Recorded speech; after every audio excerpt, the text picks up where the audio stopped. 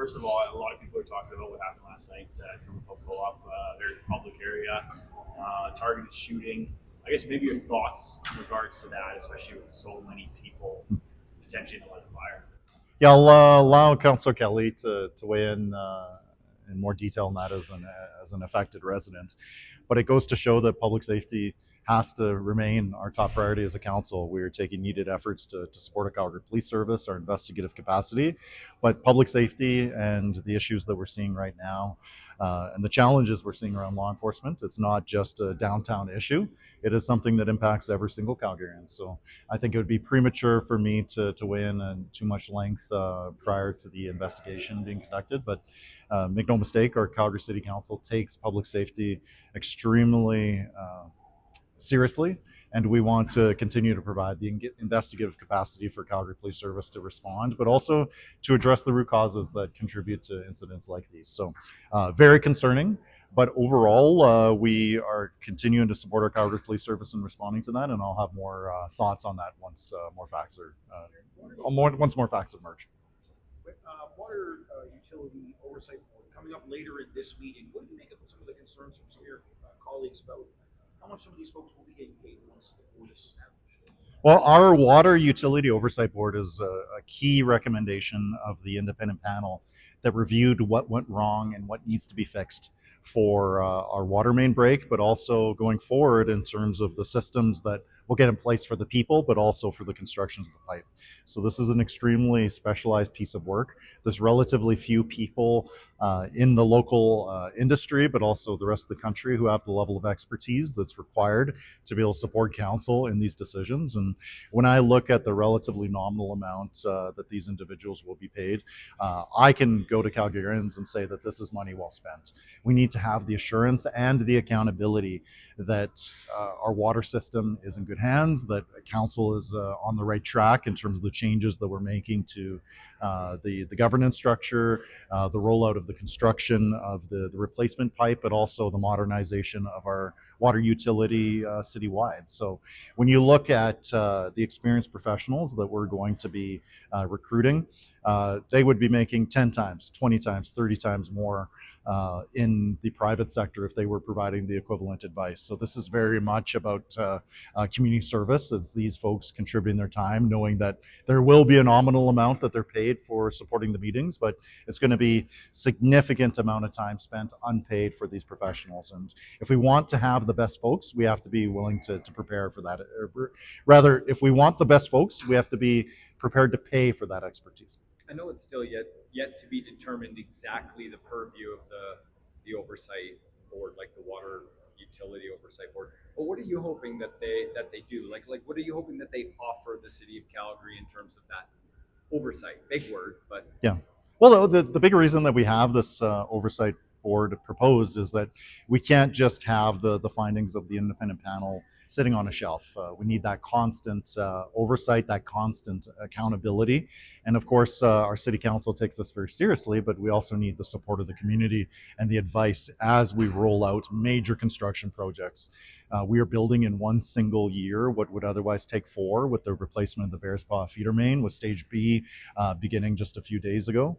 And having that expertise from the community, but also the broader experience and knowledge in the industry from the rest of the country and perhaps the rest of the world, we'll be able to provide the confidence to Calgarians that this is being done properly, that we're doing the needed steps in order to prevent this from happening again. So this oversight board is an essential part of us showing Calgarians that we're taking accountability and that we're following up the recommendations with the needed actions to ensure that something like this never ever happens again here in the city. Mayor, you sent a letter to Minister Mickey Amery regarding full funding for the community court. Why do you think the community court is an important thing for the province to fund? Limiting, of course, creating a bit of a loggerheads in the court system. Well, we had a very robust debate in our November budget about the City of Calgary's support for the community courts and what we heard from members of the public, what we heard from lived experience from professionals in the not-for-profit space and advocates on public safety, but also from the courts themselves and professionals involved in that, was that the community courts are so essential to diverting many of the frequent cases that otherwise tie up the regular courts. So having that alternative model, not just on call response, but also for the courts, allow us to be able to free up the resources where they're best needed. This is very much essential to our public safety strategy, and having the City of Calgary working in partnership with the province on this is the way that we really stick the landing on the needed reforms so that ultimately Calgarians are more safe in our downtown and every single neighborhood. So our vision of public safety is not just law enforcement, it's also prevention, it's working upstream, and it's providing for those alternative response models like the community court that can actually allow our resources to go much further than they have before, when simply we were operating in crisis mode. Is there a concern, though? I mean, especially on the heels of the free fare zone decision, one of the concerns, or one of the potential outcomes, was that we're going to create a number of additional social disorder calls and fare evasion, that we're going to overwhelm the community court system with these smaller infractions. Is that another reason why maybe we should have a little bit more funding for community court? Yeah, absolutely. The advocacy in the letter to the minister was council direction. So our council is committed to the community court model, and as we're navigating some decisions on the horizon here, like potential revisions to the free fare zone, we have to be mindful of unintended consequences. There could be some very significant unintended consequences to a decision like eliminating the free fare zone, otherwise tying up the traditional court system, as well as reducing the capacity for the community court. So I'm certainly going to be going into decisions like the free fare zone with my number one focus to be around safety for Calgarians. And part of the reason that I'm not supporting the elimination of the free fare zone is that simply charging folks $4 for a 2-block stop, it doesn't make a lot of sense. I believe that it's incredibly inflated or overestimated the amount of revenue that charging people for these trips will bring in. I'm also quite a bit concerned about future legal liability.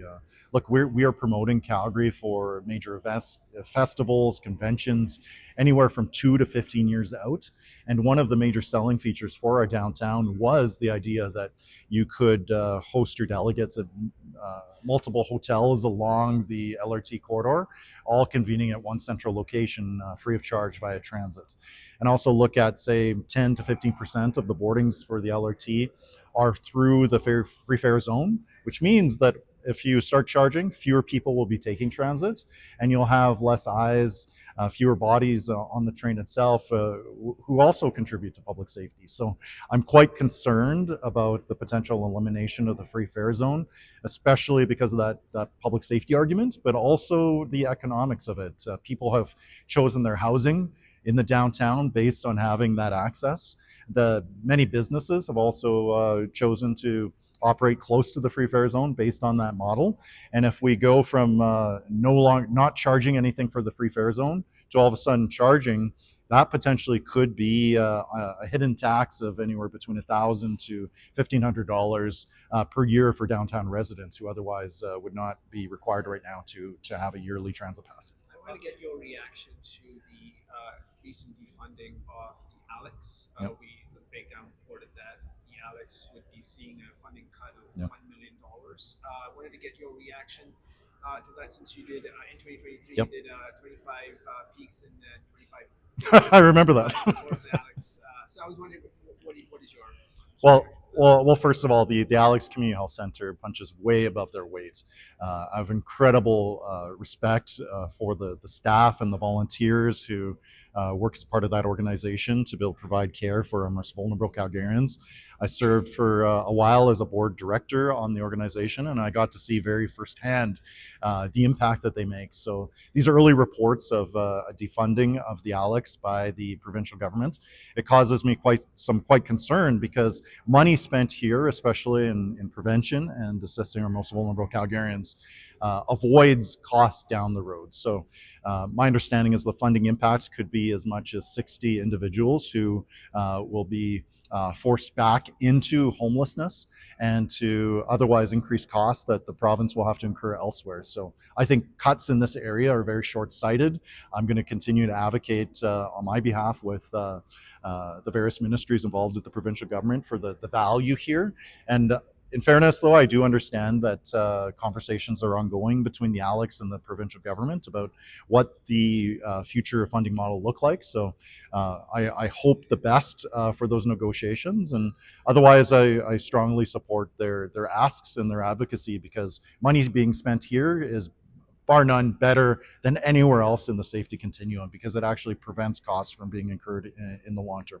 My understanding is that this $1 million reduction would be felt most severely based on the housing programs that the ALEX provides. So my understanding at this point is that if this cut were to go ahead, at least 60 individuals who are supported today would be thrown into homelessness. So again, that's a huge number. Their lives on the other end of decisions like this. And it also bears into question a deeper question in terms of the provincial government's sign-off of federal funds. So my understanding is that this cut is a reduction to the amount that the federal government had granted. So to have the provincial government inserting themselves and refusing to allow federal funds to flow through to the intended recipient, it bears some deeper questions. Mayor, the province has indicated it's planning to introduce new legislation on bike lanes, potentially allowing it to rip up existing bike lanes and have final say over where new bike lanes go in Calgary. Should the province have control over bike lanes in Calgary? You know, I think the latest debate over bike lanes, it follows up the debate over time changes. Nobody is talking about this. I really would urge the provincial government to focus on the substantive issues that matter most to Calgarians.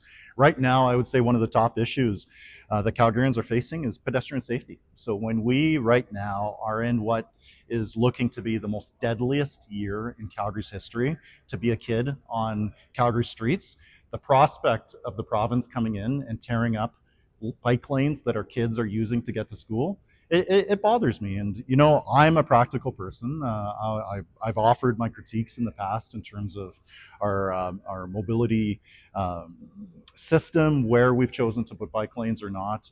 I'm a practical person. I'm willing to look at the evidence. And that said, I strongly support a range of mobility options for Calgarians.